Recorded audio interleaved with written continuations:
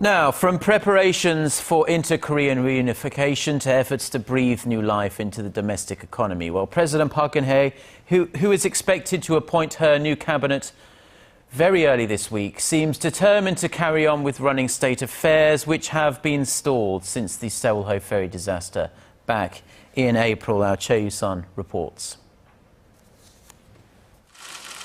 During a meeting with her senior secretaries Monday, President Park announced she would be launching on Tuesday her long-delayed committee to prepare for inter-Korean reunification. 앞으로 통일준비위원회 출범을 계기로 통일에 대한 국민들의 관심을 제고하고 통일 시대를 열어가기 위한 방안들을 논의해 나갈 것입니다.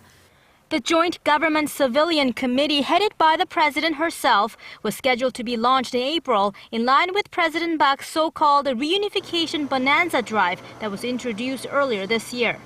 The announcement, however, was delayed following the deadly ferry accident the same month. On the subject of another of her key state goals, economic revitalization, the President had directions for a new cabinet set to launch this week. President Park specifically asked the new economic team to swiftly announce the government's policy direction for the second half of the year and push forward with her three-year innovation plan, including her deregulation efforts.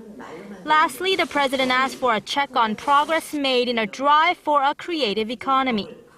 President Park also urged the National Assembly to cooperate in passing a series of pending bills aimed at revitalizing the economy.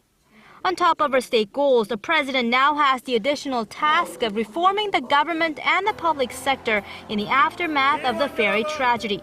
At Monday's ruling party convention, she pledged to do just that to ensure the nation's happiness and safety.